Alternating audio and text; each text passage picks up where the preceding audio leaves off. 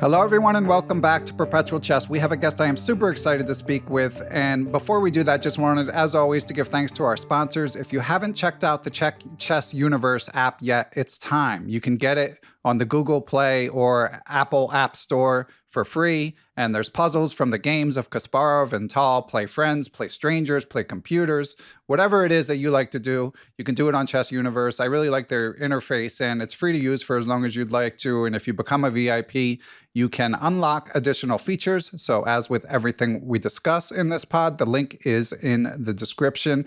As for our guest this week, he's someone whose work I've been reading for something north of a year now, I would guess. Those of you who are subscribed to my free newsletter / Substack blog probably notice I've linked to him fairly frequently. He writes deep dives about chess history. He's a writer and documentary producer. He writes those for chess.com. The series is called A Century of Chess, and it has now been turned into a book thanks to friends of the pod, FM Karsten Hansen and I Am Cyrus Lakdawala, who handles most of the game annotations in the book. So again, the book is called A Century of Chess, Book 1, 1900 to 1909. You might think that chess history sounds stodgy, but our guest really makes these characters come to light. He also writes a politics, fiction, general interest blog called Castalia, also on the Substack network, that I've also been reading for something like a year, and it's incredibly insightful across domains. So I am excited to welcome to the program Sam Kahn. Welcome, Sam. Thank you. Thank you so much for doing this, Ben. Yeah, congrats on the book. As I've told you offline, huge fan of your writing. So I was looking forward to this project. And you know how it is when you read someone online and you're trying to sort of piece together their background. That's sort of where I've come from, especially because we do have some shared history in the New York chess scene, even if we're from slightly different generations. But I'm glad to see this book come to light. Yeah, as well as being Slavophiles and total chess heads. So yeah, exactly. Yeah. And obviously the total chess head is probably going to be the primary theme of this conversation. We'll get into some of the history from Sam's book. But as Sam introduced his book to his non-chess audience on his popular Substack, he wrote a post called My Insane, Degenerate, Overpowering Chess Obsession. Obviously relatable for me, and I'm sure relatable for a lot of you listening. And you got into your chess background more than I had seen before this. I had looked up at some point. I knew you were like a 2100 player, and I thought you were New York based, but didn't know that much else about it. But you wrote a lot of threads that I wanted to pull on. You touched on a lot of things that I found interesting.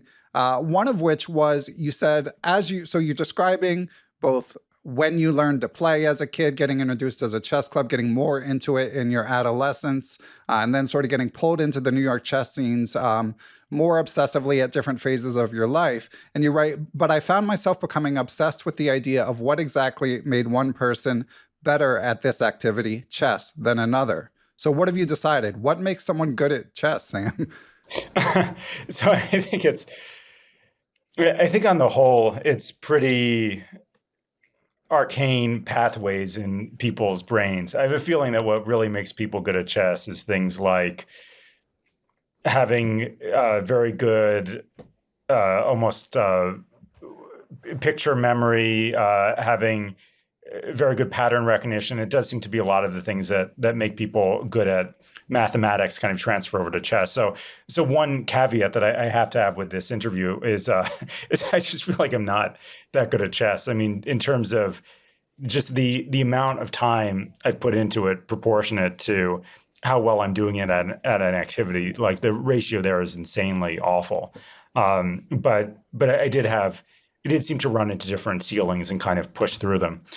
But the thesis that I'm kind of getting at with the book and with the blog, and that I've really been fascinated by, is at a certain level, which isn't really the level I'm playing at, it does feel like what makes one person better than another almost has to do with the philosophy of the game. That if we're getting into Emmanuel Lasker playing against Taras, I actually don't even know how to pronounce his name, against Teresh, I think. I mean, they're both basically playing at the peak virtually of their conception of the game. And so it's when one person is up against another, they're it's almost like a conflict of two systems. So for me, that's just super cool. That's something that you don't get to do in anything else. You don't have a situation where the best modernist writer goes up against the best romantic writer, and you see who's better.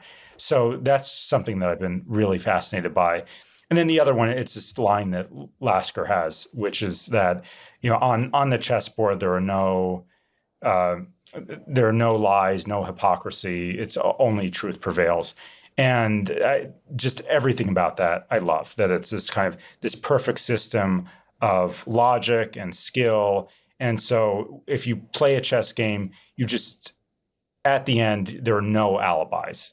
Like if you screwed up, that's your cross to bear, and it's just literally because you're stupider than the other guy you're playing against, and you just sort of have to deal with that. And then when you win, by the same token, it's coming from a very deep place within your intellect, and usually within your competitive drive, and something that's very deep within whatever's animating you. So I think chess does tend to be a set of very specific skills and kind of mental skills. So the things that elevate some people over another aren't necessarily, it's not global intellect, it's a specific thing. But once you're in that thing, you're dealing with really what makes it kind of what one person can find within themselves as opposed to what another person can find within themselves. So for me, that's just super cool. Yeah, it is. And I see that you have a particular interest in chess history, and you write about sort of the classicists versus the hypermoderns, among other schools of thought. But I'm curious, Sam, I haven't seen you write about modern chess as much. And I wonder, obviously, there's still the lies and hypocrisy don't survive. It's still like survival of the fittest and a pure meritocracy, which there aren't that many of. But I feel like this clash of ideas with the advent of engines and sort of everything just kind of being thrown together into a stew, like, do you think that still applies in modern chess? Yeah, it's a great question. And I'm probably a little bit unqualified to answer that because I've been focusing so much on 1900. And I mean, I've been studying chess kind of throughout the century. So of course I follow contemporary chess, but I think there are a few reasons why I got hooked on chess history. One was just that it didn't work out for me to be a top contemporary chess player, so I kind of wasn't able to do it as a mental athlete. So I feel like I had to go back in the past. Another is that there's something about dealing with these people in the past that they have this sort of legendary aspect to them. And you see they look great in the black and white photographs, and it's a little bit different from, let's be honest, for most chess players we know. But then, then there's this other big piece of it. And there's always been this question of whether chess is going to be played out. And it's a real risk with computers that the computer basically spits out an answer and it says, yeah, it's, here's how you calculate the line to the end. Here's what it looks like. And you're not so much dealing with one school of thought versus another school of thought. But then this really interesting thing happened as well with AI and with sort of the discovery that at the highest levels of computer chess, it's actually a much more fluid, flexible game than I think our classical teachers taught us. I mean, the AI programs, the supercomputers, I mean, they really play in a very far out way. I mean, they're playing on the wings in ways that we think aren't okay. They're, playing without, attacking without full development. And just in the kind of the period that I'm dealing with in 1900, there are all these sort of wild influences from the 19th century, and those are very much being buried. And this kind of school of perfect classical chess is being developed. And a lot of people at the time, they really felt like they had it figured out. And it's just, I mean, I think we all sort of grew up with this, like, you bring your pieces out for 8-10 moves, then you start maneuvering, and you really shouldn't be sacrificing. You really shouldn't be attacking without cause. And everybody just assumed that was the right way to play. And so the people who weren't playing like that, like Lasker, like Marshall, people assumed they were sort of atavistic. They came from a different era. And it was just because chess technique hadn't developed too much. And that whole thing turned out to be wrong. And to some extent, the Soviets figured it out. People like Tal and Spassky figured that out. And then I think the computers figured it out too. That well, I'm forgetting the name of the big one, but the AlphaGo AlphaZero, program, yeah. AlphaZero, yeah. I mean, when AlphaZero, when those first games came out, and it was beating the crap out of Stockfish. I mean, it wasn't playing like we think a computer would play. It was playing in this very strange, very kind of far out way. Yeah, the AlphaZero games were a total paradigm shifter. And yeah, as you say, who would have expected like so many sacrifices, so many positional sacrifices for sort of intangible benefits? So it definitely changed the way we think about chess, but it means the lines are not drawn, even irrespective of what you're saying about openings, just being like you go down these long roads that lead to narrow paths, but the lines aren't as drawn as clearly in terms of schools of thought, I'm afraid.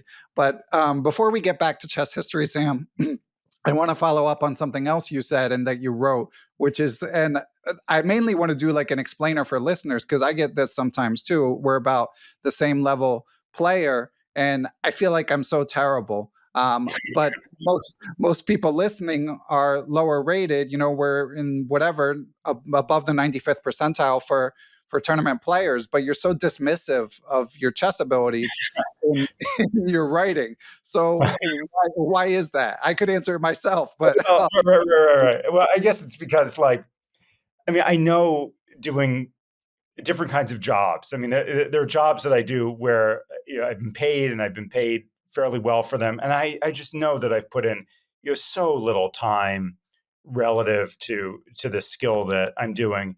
And then, I mean, I've just poured in thousands, God knows how many hours to playing, blitz chess online, and reading chess books and studying the game and all this stuff. And I feel like I should be better at that point. And then you probably have this experience where you go to the Marshall or something, and you're playing against these 8-year-olds who have to stand up oh to yeah, see the board. And it's just the worst. It's so difficult. So, right. I mean, of course, I was my other favorite quote about chess, and then I was reading Edward Winter, and it turns out that it's probably made up. But this ancient Indian proverb that chess is a sea where a gnat may swim and an elephant may drown. Just sort of this yeah, idea that it's this deep, deep pool, so that even if you don't play that well, you can get huge pleasure in chess, and it sort of fills up all the space in your brain. And then it's like, the higher up you go, the more you get to these kind of narrow slopes that are really hard to get up. So I mean, at this point, I'd really love to be a master. I'd love to, get up the narrow slope to like 23, 2400. But I think that's not going to happen in my lifetime. And yeah, but I'm close enough to these things where I have a sense of just how difficult it is to get to those levels where you really have to get to play that's something close to perfect. And then there are going to be people out there who are 300 or 400 points better than you. So, I right, mean, chess is, I was writing about this in the Substack post. At the end of the day, what chess is it is a humbling experience. Like, yeah. yeah, Yeah, that's what I was gonna add in is just like you're confronted with your fallibility so much more frequently than in other activities that I think and at our level with our level of enthusiasm at chess, you see people who just play so much better that even if objectively you might be pretty good, between the mistakes that you live with, like every time you make them, and the superiority that you see on display, it's hard to feel good about yeah. your game. But I mean that I think has good life lessons for other walks of life. Has that been your experience? Do you think that the humbleness that chess gives you like helps you in other domains? Yeah, I think so. I mean, I think it took me a long time to see this. And it's interesting what the path is for people, because I think usually for people going to chess, and this is definitely true for me, like it's all ego. Like, you come across this thing, and it just seems like a friggin' solvable Rubik's Cube of a game. And it's eight by eight, and you feel like you should be able to figure it out. And then you do get better, and you kind of watch your brain improve at it. And then you never solve it, and there's some people who you just never beat. And so you have to deal with that humility, but especially as just this stage of life where I'm around kids more. I'm seeing kind of how kids develop, and it just strikes me that a lot of what games are about, why we teach games to kids, is to teach them about losing, and which it probably is that we're really teaching them how to confront their own mortality. And I see, like, my little brother, how terrible it is if he loses. He just really can't do it. And so if I look back on my own trajectory with chess, I think that's really what it was about. It was sort of something about my psyche, my subconscious, like teaching me what it means to lose, teaching me that, like, Sam, you're really not that smart. You're going to be playing this same, Indonesian on chess.com, 20 times in a row, and, just not being able to push past him. And it's kind of that feeling of like you hit these walls and you hit these limits, and you have to deal with the limits of your own intellect. And so it is very humbling. And I think somewhere within the deep heart of the game, that's what it's about. And in your post on your Substack, you call legendary New York IM Jay Bonin your white whale. Yeah, I've never beaten him. I think I've played him like 10 or 12 times. He once offered me a draw because he had seen me taking a lesson from Asa Hoffman, and I started with some line that was like an Asa line, and Bonin got freaked out and offered me a draw and move 10 because he didn't want to run into Asa's prep. But that's the only time. Even So that's like a pre-computer. That sounds like a pre-computer story. That I sounds don't, like I don't know. a 10 years ago story. I mean, obviously computers existed 10 years ago, but they hadn't taken over. Yeah, something glitched in his brain, but I must have played him 10 or 12 times, and every time I'm really trying to get him. He always plays these weird offbeat lines, and I usually get a good position, and then they just fall apart at some point. Yeah, shout out to Jay. I'm similar. I might have drawn him a couple times, but very negative score overall. Yeah, and Yeah, he's really good. I mean, it's like, his rating, he's like 2,400 or something. So, and there are people who beat him regularly. So you just have, exactly. everybody just has this, except Magnus. Magnus doesn't have this experience, but I think everybody else, you run into these people who are just a rung ahead of you on the ladder, and you just can't get past them. Which is why the stories that I really get into in the chess history are the people who actually did, where Eliohin actually somehow gets past his white whale, who's Capablanca. Yeah, there are great stories and great life lessons there. And before you'd given up on on trying to get better, like, what was your approach? What had you decided was the best way to try to get better? So at some point, I decided that all of my like pretentious chess history, reading chess books, so that was getting in the way. And just what I had to do was just play a lot. And I think that was right. I was, when I got into chess, I got into it when I was about 11, and I found a bunch of books, and it just felt like this. And I was a history kid at the time, so it felt like this kind of window into history through these books. But it was like better than history because you can actually kind of play against people. And so I was getting into these different periods I was interested in, and then at some point I was sort of hitting a wall somewhere between like 14 and 1800. And at that time, internet chess was really becoming a thing. And I remember finding like chess.com right around the time I was graduating college. And I really should have been like looking for a job and making my way in the world. And instead I was like playing all this internet chess. And, but that's where I felt like I really made a jump from wherever I was, like 17, 1800 to where I am now, which is somewhere in the 2100 range. And it was just really playing a lot. And I think that's sort of the main thing. I think when I was starting this project that turned into the blog and the book, that was a little bit of an improvement, a self-improvement project. I was trying to go back into history and figure chess out at sort of an elemental level. And It's been interesting. I think that's helped in some ways. But then that kind of took on a life of its own, and that just became something I was interested in more for its aesthetics or Yeah, for this. sure.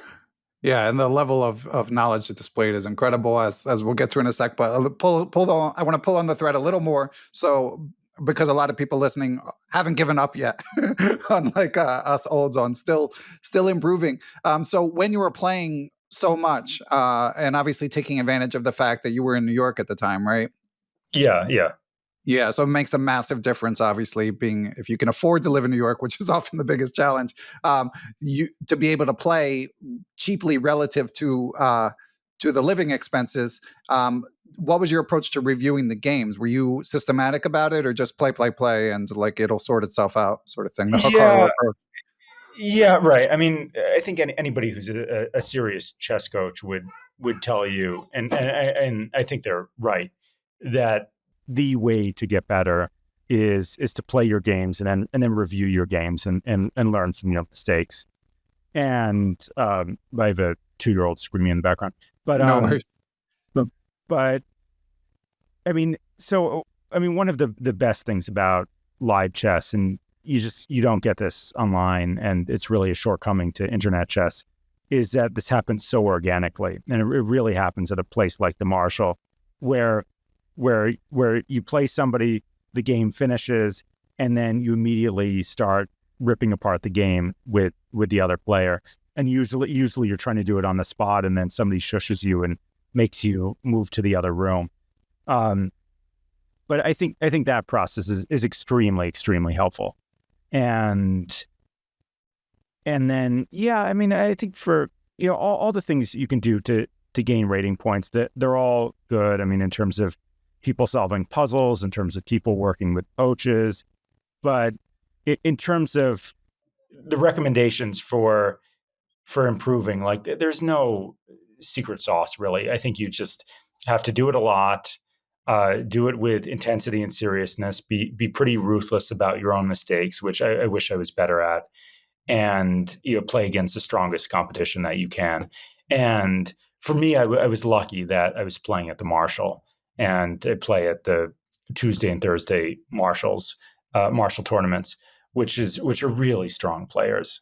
And so I'd be very modest about my abilities, and then I play somewhere else, play like a some kind of, I don't know, Parsippany or something, and I would feel that, oh, like I'm playing against the people who have high ratings but are pretty soft, and the people at the Marshall, they may not have such great ratings because they're constantly playing each other, but man, those guys are really strong. And usually, if you win a game against any of those people, like you've earned that win. Yeah, I agree with that characterization. And now, these days, you're currently living in Kyrgyzstan. Have you Yeah. played much chess there? No, I'm putting myself on a diet.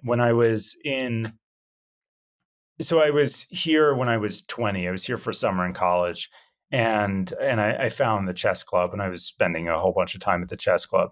So I wanted to. I was once I got here, I wanted to make sure that I was keeping up with my work here and keeping up with my work in the United States that I'm doing digitally, and keeping up with my writing. And so I sort of didn't let myself check out the chess club until I felt like I was in a good place. But I know where it is, so if I Walk feel, by it forlornly. Yeah. yeah, yeah, it's in the back of a boxing gym, of course, Okay. so appropriately. So this might be in the next few weeks might be the time I check it out. But I mean, Kyrgyzstan is like anywhere else. Like there is a chess corner in the park. I mean, this is one of the best things about chess, that basically anywhere you go in the world, they're going to be. It's like the same kinds of people, in the park playing chess against each other. Yeah, And and you can, it's if you like need to make friends, you can often make friends. it's Fellow chess so degenerates. international. Yeah, it's such Yeah. an easy way to make yourself known in a new culture, a new society.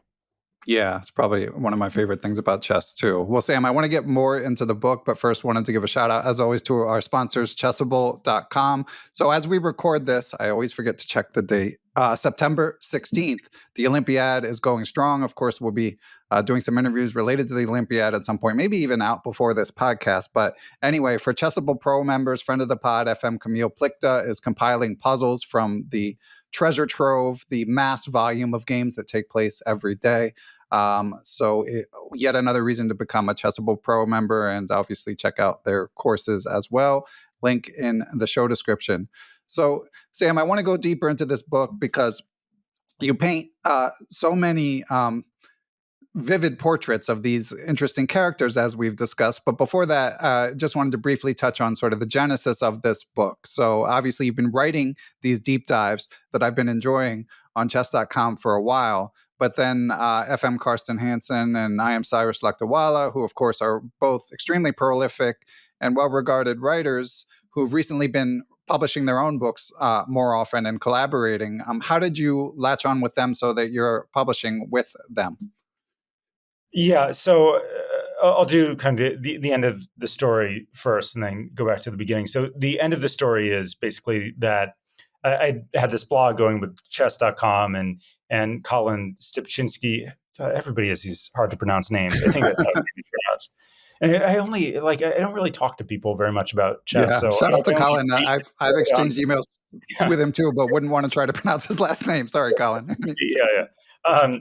So he had very generously helped to promote the blog on chess.com, and then I'd been going at it for a while, and it had been getting nice response within the blogging community there. And he very generously offered to connect me with Karsten and with Cyrus, and they went ahead and wanted to do the book.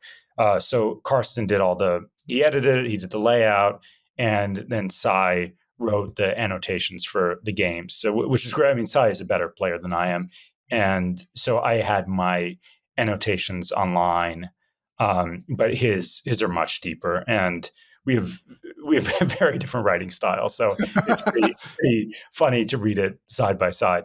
But just the whole genesis of this thing was that at some point, this is like years and years ago, I was into chess history and I was reading these books and I decided to sort of go through it in a more systematic way.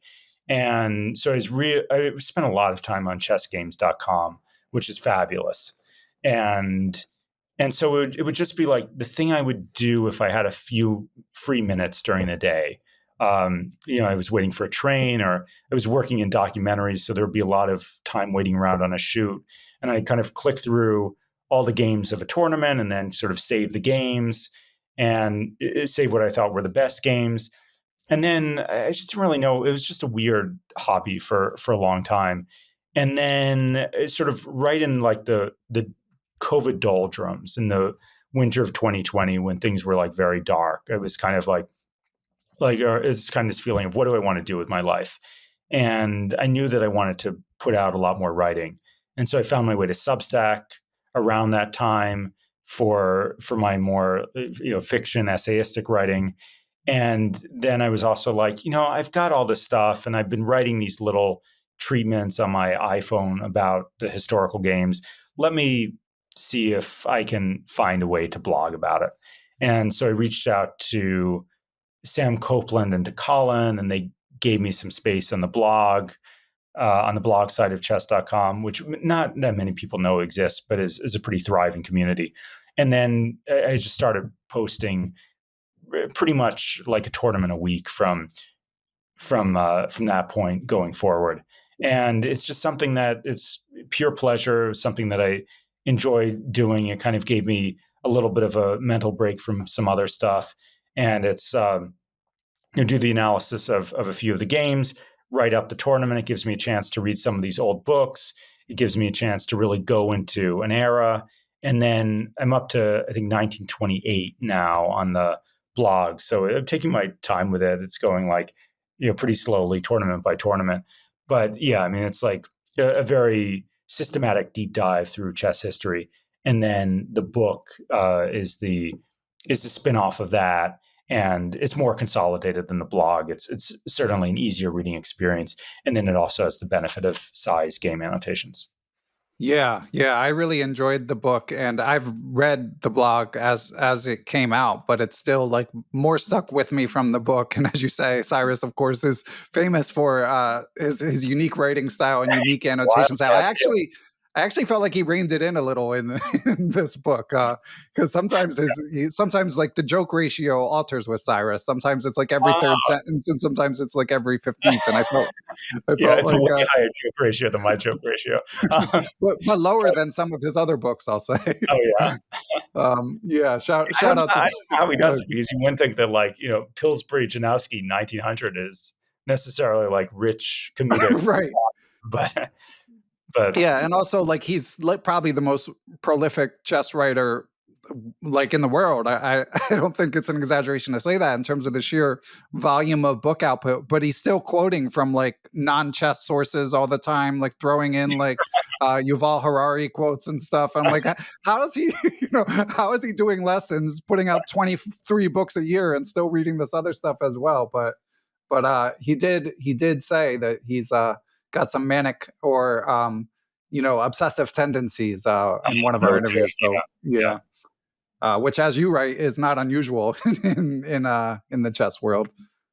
Um, yeah, so yeah, it's great. Now, a couple things that struck me in reading the book, having read your blog, I did notice that it was like it felt a little more linear and more concise. Maybe it's just because of like it being put into one book. But correct me if I'm wrong. I also felt like there were more footnotes. Is that true, or were the footnotes always there in the blog? Well, I mean, I always had links, so Okay.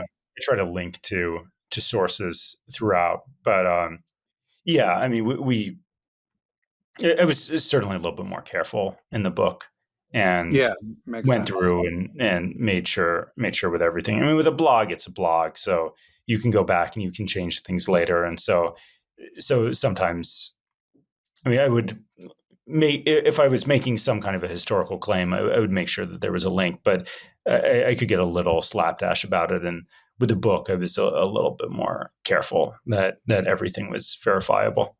Yeah, makes sense, of course. And you touch on so many famed chess players from the early 20th century: Maroczy, Lasker, Pillsbury, Tarrasch, as you said, just to name a few.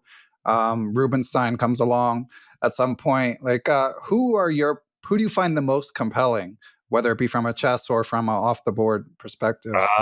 Great question. Lasker for sure. I mean, Lasker's one of my favorite people. I think he's a really, really interesting guy. And there are a couple of great Lasker books out there. Soltis wrote a good book. Taylor Kingston, who wrote the foreword to this, has put together all of Lasker's correspondence. So, I mean, Lasker really, really was an intellectual, and he was really trying to use chess to like figure out life, basically. And I think he failed at that, and I think he was frustrated in a lot of ways. But he was, I mean, he just had the ability. I think he was the beneficiary of his older brother being a very strong player, and he sort of did the younger brother move and got a little bit better than him, and was really right place, right time, and so he became world champion.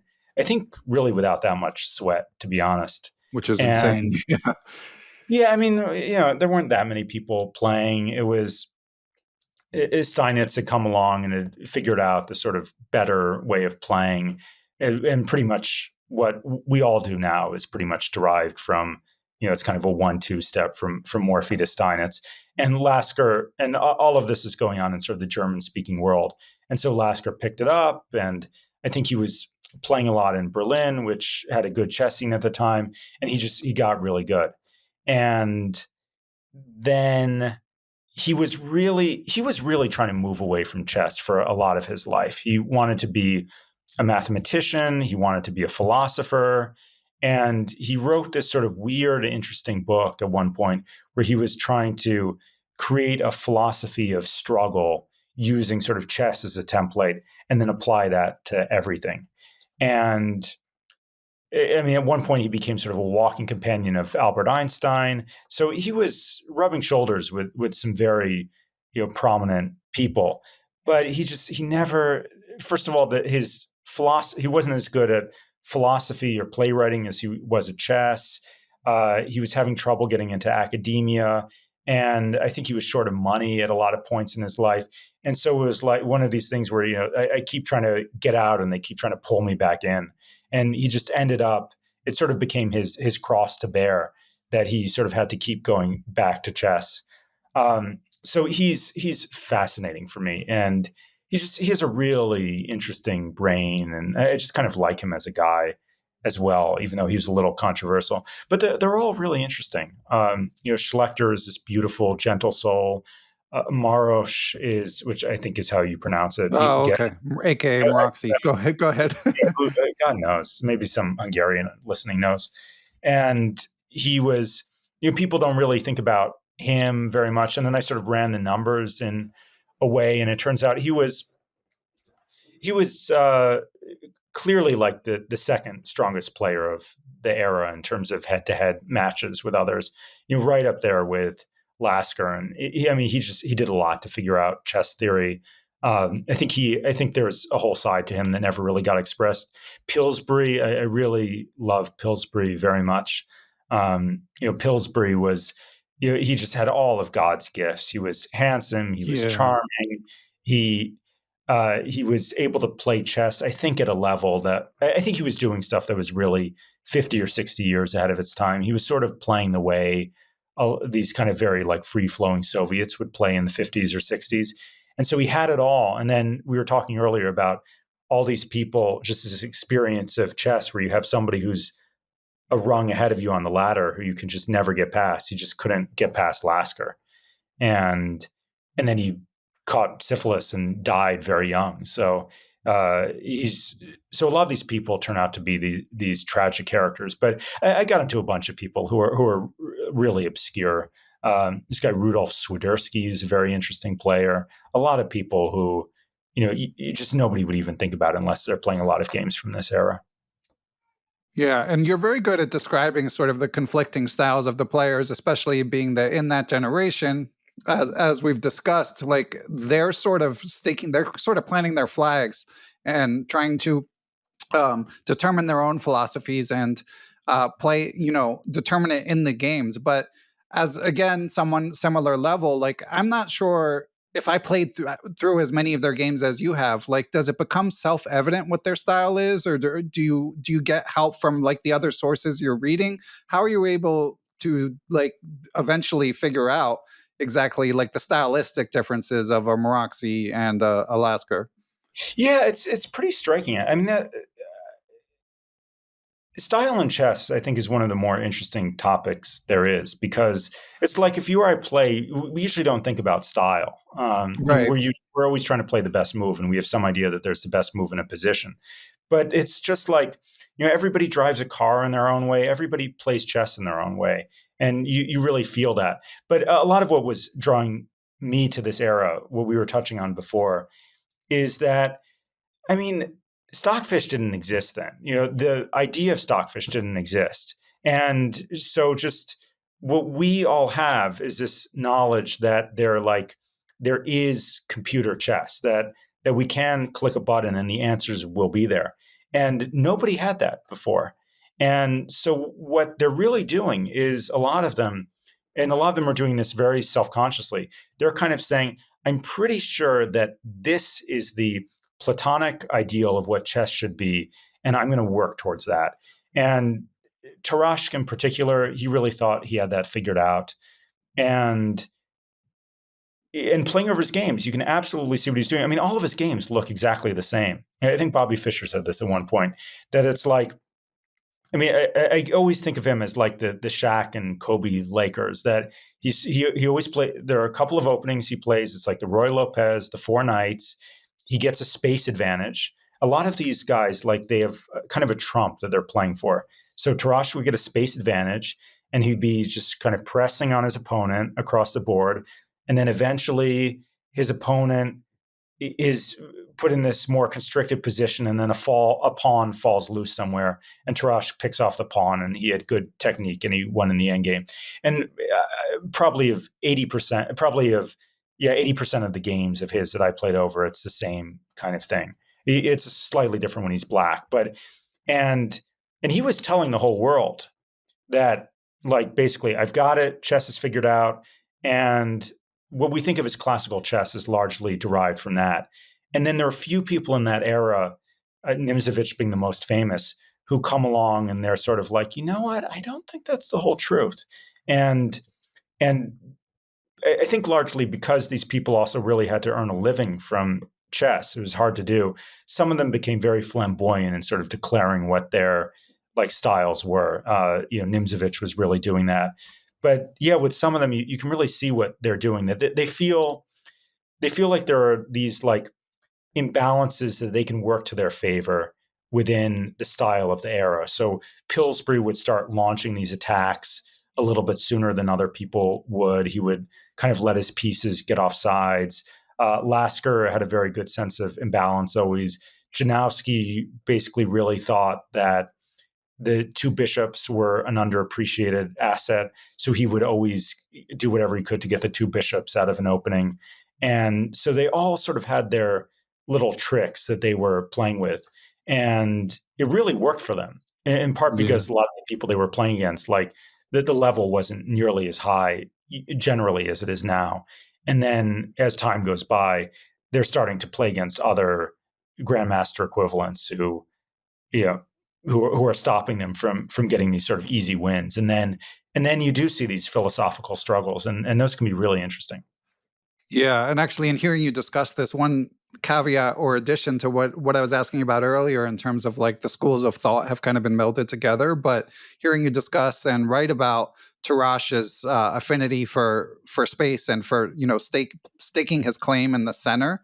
That's one thing where like the engines have sided with him, even though they're not materialistic necessarily as it comes toward the middle game. Tiger Halar Person, who some listeners will have heard my interview with him last week, a great interview that you should check out if you hadn't. But he also was on the New in Chess podcast a few days later, and he's famed for this hyper modern Tiger Modern, it's called, where you play one G6, but you also go A6 and B5. And this was like his pet opening throughout the 90s and aughts and the 2000s. And he was saying that as engines have gotten stronger, he was saying to Dirk Jan van Guzendam, as engines have gotten stronger, he's just reached a point where he just can't make it work. And it's been like a sad sort of mourning realization for him, because I don't think he ever thought it was objectively as good as fighting for the center, but it was like his line and he did the work and he knew it better. And I think it was enough, and he was good in that type of position. It was enough, but now computers have just, if he's playing another grandmaster, it's just too big a deficit to overcome. Yeah, right. Well, I mean, opening theories is a very kind of fun way into this, because it turned out to be different than what I thought it was going to be when I started the project. When I started the project, I thought that I would get to 1900 and everybody would be playing the Queen's Gambit Declined, and it would just be like the game sort of starts and move 12. And it kind of wasn't that. What was going on was that there had been this whole range of theory in the 19th century. It was all these Evans Gambits and different things. And they had kind of been, a lot of them had basically been busted by about the 1890s.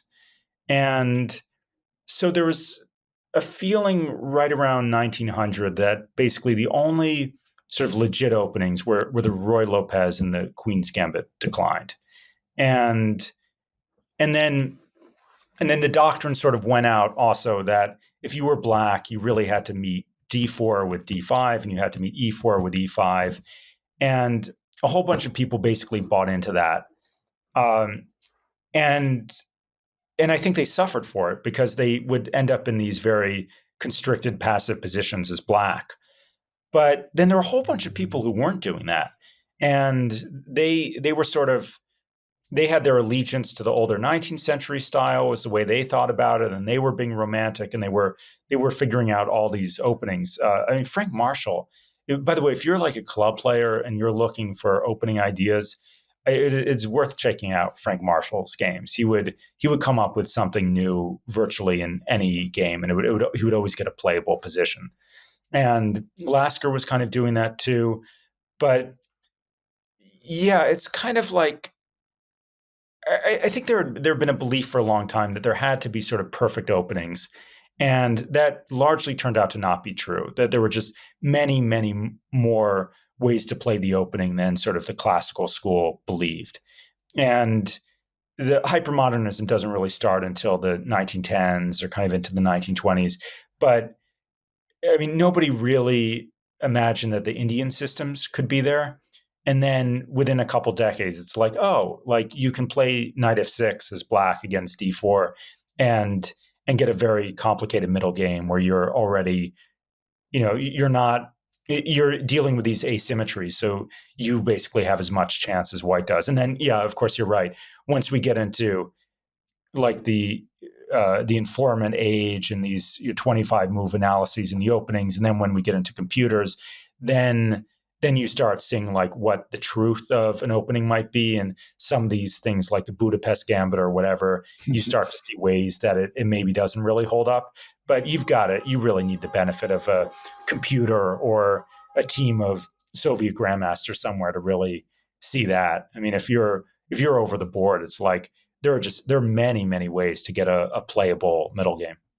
Yeah, and also just periodic reminder for listeners. I mean, when we talk about something like that, it's mainly at the grandmaster level. Like even at the our level, like you can still play the modern or the Pierce or whatever. I mean, I prefer to have space as well, so I wouldn't enjoy it as much, but a lot of people do. And can make it work even up to 2400 level. I think it's just beyond that. And as you say, like, uh, I mean, all roads are leading towards equality. So it has been that space has been determined to be important, but there's still a wide variety of openings that can lead you towards that equality. But yeah, Tarash definitely had a lot right. So what's next with this project? So the book ends around 1910, although of course history kind of, sometimes you might talk about like the Rubinstein Lasker match that never ended up happening, even though like that was sort of resolved past 1910. Like stuff, you know, um, is not strictly linear in terms of like telling a story. But so is there a 1911 to 1920 already like in the works? Well, it largely depends on how many of your listeners buy the book. So, 10 bucks so on Kindle. Yeah. yeah. So it has to sell a bit, and if it sells a bit and it's worth doing, which I think Carson does want to do, then we plow forward and we do every we go decade by decade through the 20th century and beyond, and at the same time I'm doing my blog, so we'll see at some point the books might catch up to the blog, but I have a 2 decade head start with the blog. Yeah. And it was interesting to me because you've cultivated, worldly, curious, from my perception, audience in your Substack that you basically never mentioned chess for the most part. And then you wrote this big post about chess, and it was fascinating to me to see. It seemed like it landed pretty well, and you got a lot of interesting comments. What did you think of all the comments on your Well, blog? one thing I've got to say is that like I have all kinds of problems with the era that we're living in. Like a lot of things are going wrong, but on my top five things that are going well is that it's just become like a much much better era for chess. And I think a few things tipped over. I think chess turned out to be great for the internet. Things like the Queen's Gambit, Magnus Carlsen, all these things help. But there are a lot of closet chess players out there, and I'm kind of shocked at how often it happens that I'll be talking to somebody and it turns out they spend a lot of time playing chess, and they'll do things that I won't do. Like they'll be they'll be watching stuff on Twitch and following the tournaments that are going, which I mostly stayed away from. But Yeah, I kind of know that this will happen, actually, that if I do post something on Substack, it'll turn out that there will be a whole bunch of closet chess players who are like, oh yeah, Irving Chernov is my favorite person too. And do you have, what is your favorite episode of the Master Game on BBC? So Right. so a lot of these people are out there. Yeah, and I guess to be fair, like I did discover your Substack through chess.com. I'm sure I'm not the only one. So You there might is be some the only. overlap. I thought there was not a. I thought there was not a lot of crossover. So I was hoping. I was hoping when I started these around the same time. I was hoping that they could kind of cross pollinate, and it seemed that it was a pretty different crowd, uh, but maybe not. Maybe there are more people because I always felt a little bit unusual in the chess world. That I mean, I'm not. I don't have a mathematical mind. I don't have very good pattern recognition. Actually, I'm not good usually at games. I have a very kind of verbal mind, and and so it felt like a lot of what I was coming in with was a little bit different from most people I was playing against, and so I was more interested in this kind of stuff. I was interested in like the history of it and the aesthetics and sort of the art, and so it's been a little bit of a journey for me, to find people like you and to find um, kind of the niche within the chess world who are interested in this stuff, and those people tend to cross over into being a little bit more of a like a literary minded audience as well. Yeah, they're out there for sure. And I mean, chess book lovers alone is yeah, there's a big crossover. I mean, there's I've said this before, but I do a book review series on perpetual chess, and the episodes are not as popular as the regular ones, but there's definitely people who only tune in for those, and they're their favorites. So that's why Yeah, I try to keep it going, because I certainly like I identify with that. I mean, and but to what you were saying about this being a passion project, like obviously it doesn't pay the bills writing about chess books, for the most part. no. Although I get the feeling that more people than we realize kind of make a living through chess one way or another. Just in between coaching and now sort of the twitchy streamer world, which I don't really know very much about. But yeah, I mean that's part of what's really interesting to me. What's interesting about this project too is thinking about it from the perspective of like adults paying the bills. Because I mean, I was introduced to these people, these early 1900s figures. They're like these sort of legendary guys, and that's how they're lodged in my head. And and then you look at the photographs and they're always in suits and black and white and everybody looks so elegant and classy. And then you dig under the surface and you realize like these guys are a lot like the people I know at the Marshall Chess Club. Like a lot of them are living hand to mouth. I mean, there are some people in there who like died of starvation. And and but part of when you really get into the era and you're approaching it not just from annotating the games is you start to understand what some of the stakes were. And I mean, I think some of these people like Schlechter is probably an example of this, Petrosian in another era.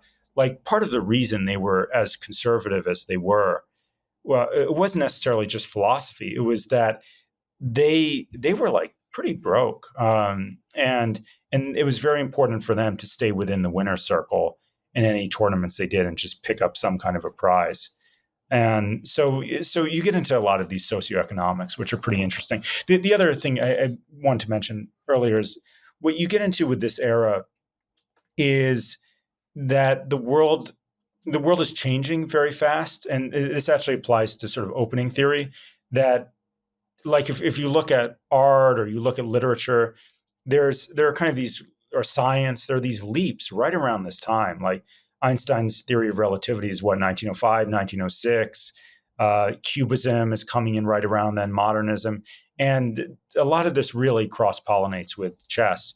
So I think some of this is just in the air people were breathing in the water, but some of it I think was also people looking at different disciplines and saying, oh, actually, maybe I don't have to meet D4 with D5. If Picasso can draw cubes and call it Right. art, maybe I can play, G6 on the first move. And I think that was going on with a lot of people as well. Yeah, and you touch on people living hand to mouth, and you also wrote about it in your post. Which again, if listeners haven't read, you should just pause and read it when you can. And you also write about a period in your 20s and 30s where you were like often ending up at the chess forum or whatever, playing chess all night, trying to sort of find a place for chess where it was a productive, I mean, it was a fun hobby, but not taking over your life. What advice do you have for listeners who might struggle with similar issues? It's a good question. Um, well, you can't let it take over your life. That's important. Yeah. Very few people make a living fully professional. Try to get some sleep. Try to get some sleep. Playing out, staying up all night playing chess almost never works out well. Those things are important. But yeah, but what you really need to do is, and for me, I think chess and his cell phone addictions kind of go together. I mean, cell phones were coming in and everybody was getting addicted to them sort of right at the same time that I was finding chess.com, and that just became my sort of addiction on a cell phone.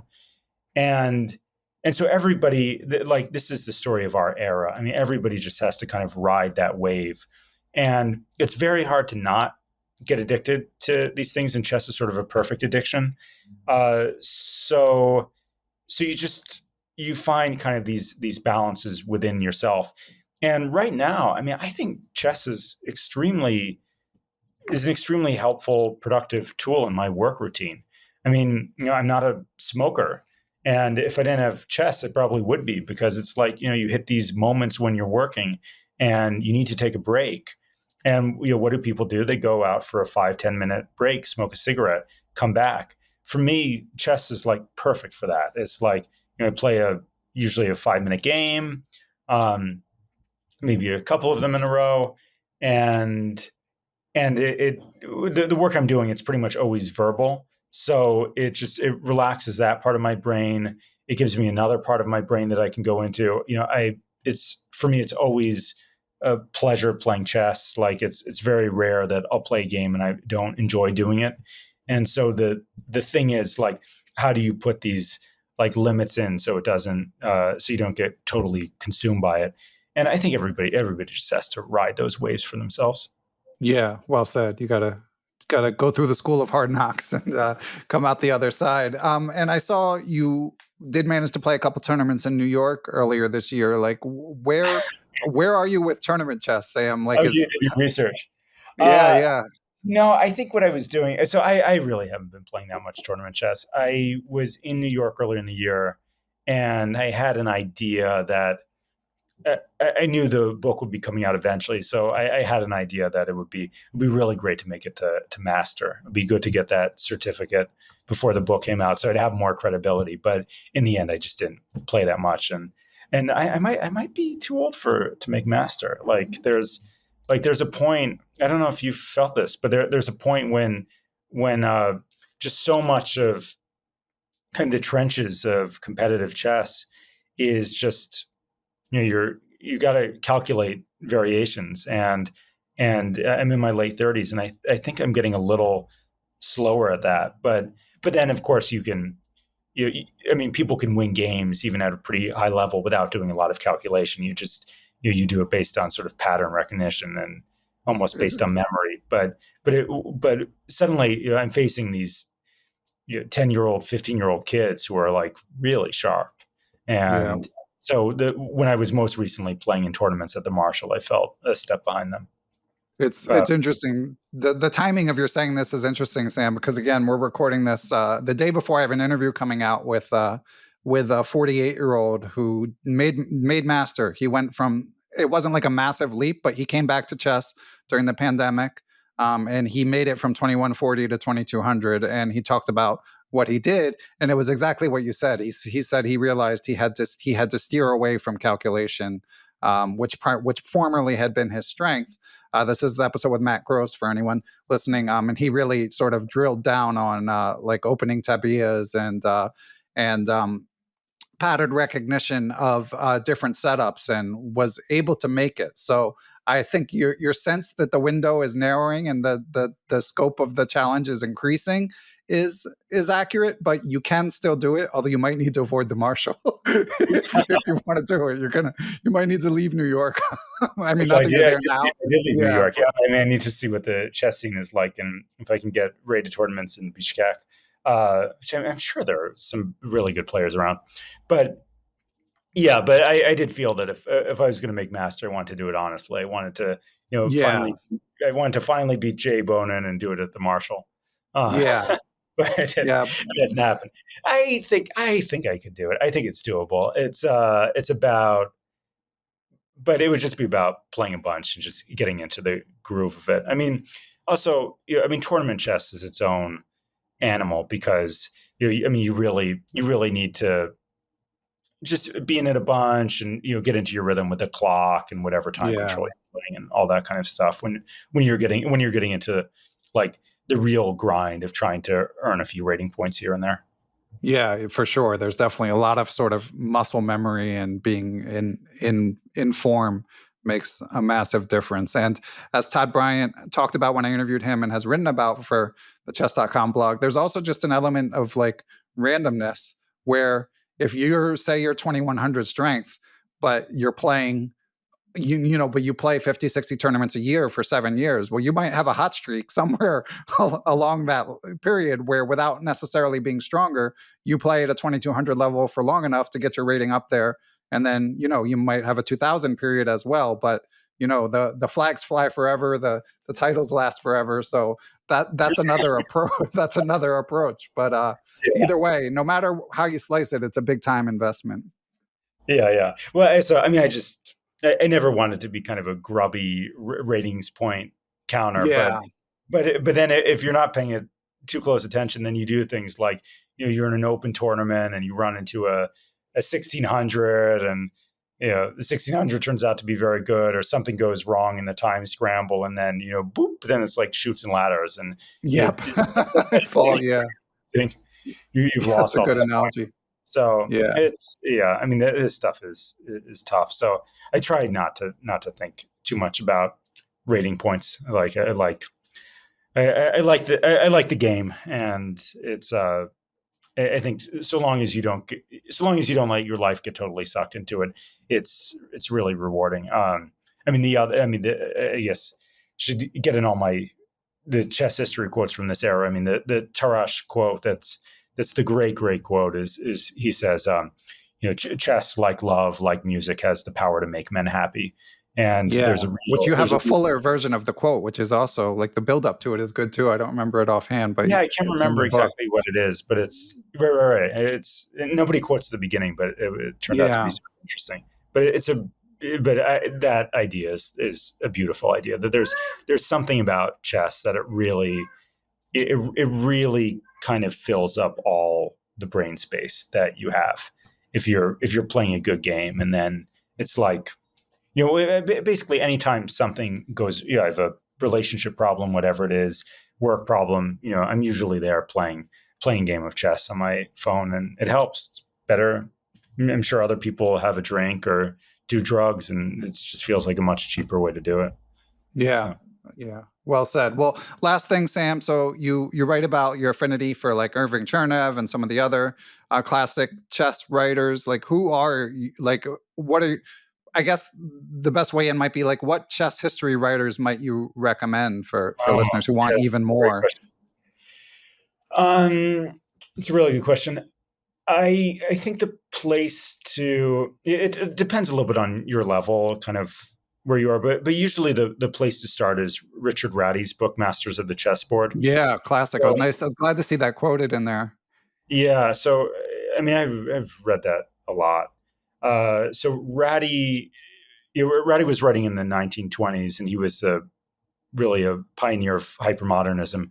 But he went back, and I think he was one of the first people who is sort of serious about figuring out chess history. But part of it is that a lot of people in this era, they you can see from a distance what was going on, that they were very embarrassed about how big of a deal chess was to them. That they were trying to be these sort of correct bourgeois people. Tarrasch had a medical practice.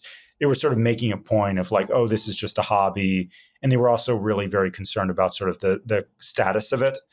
But you can just tell they were doing what we all do. They were just spending a lot more time on it than they sort of really wanted to. And then, but they were a little ashamed, so they weren't really writing this stuff down very much. And then in the 1920s, Ratty was one of the first ones who went back and wrote like a real history and just said like, okay, this is where all these guys were born. This is what they were doing, and this is what they were trying to contribute to chess. He was thinking about them as each of them as sort of their own type of philosopher.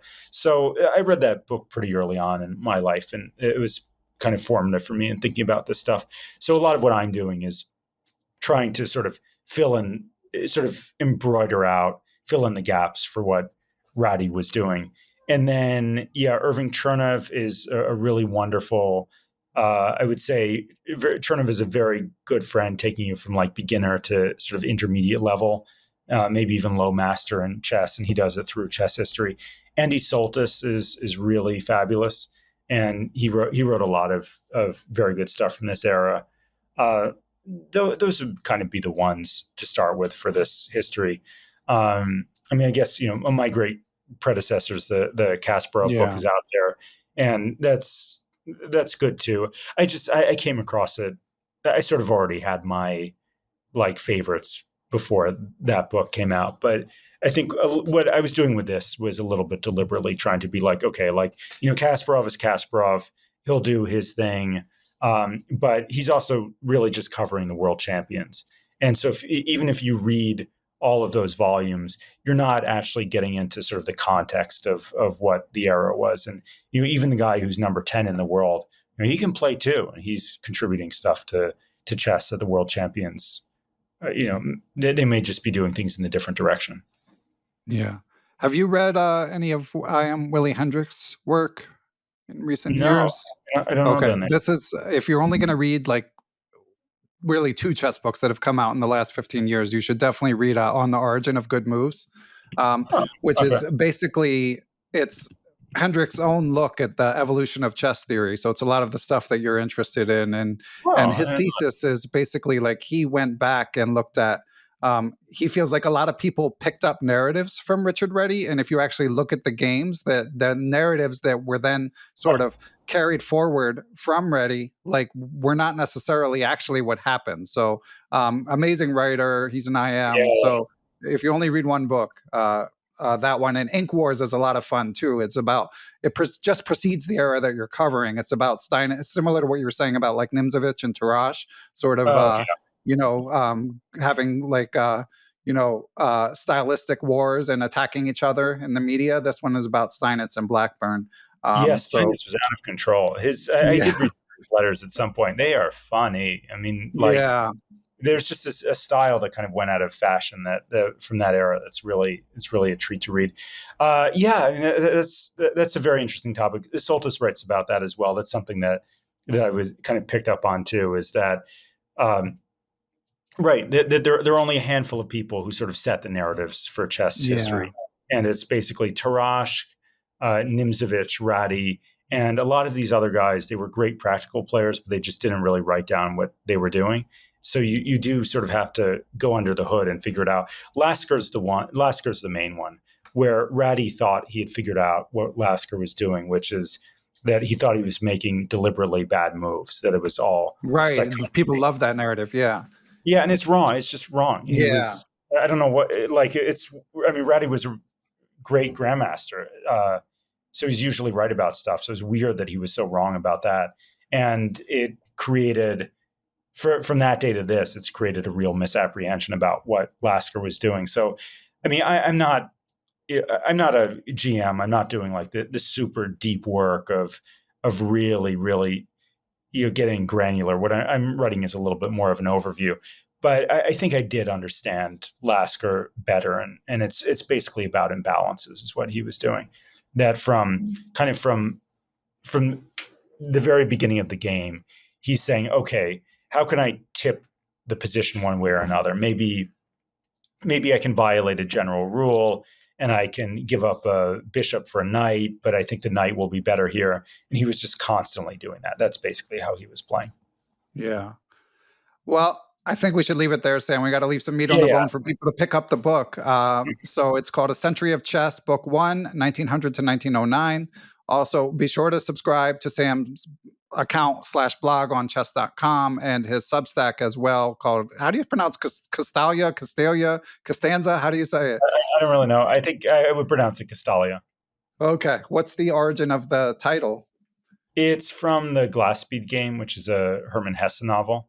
Okay. And it's kind of this intellectual paradise where people just hang out and talk about ideas, basically. Awesome. All right. Like, Anything else, Sam? Yeah, exactly. No. This is really a pleasure, Ben. It's It's been fantastic. By the way, I've got to say, like something that's been missing in my chess life is like the ability to really talk to other people about this. So it's really a pleasure to find people who are as obsessed with chess and who own it, who really own it. Yeah, exactly. As we were discussing before we recorded, I was saying to Sam, he's a lot of what he writes is about like contextualizing chess in his life. And I was saying to him, like, I'm like in too deep to try to do that anymore. Like, it's just all my friends are chess players, So it was interesting to say, oh yeah, people need to contextualize chess. But anyway, yeah. So thanks again, Sam, and listeners, be sure to check out his stuff. All right, this is a pleasure. Thanks so much, Ben.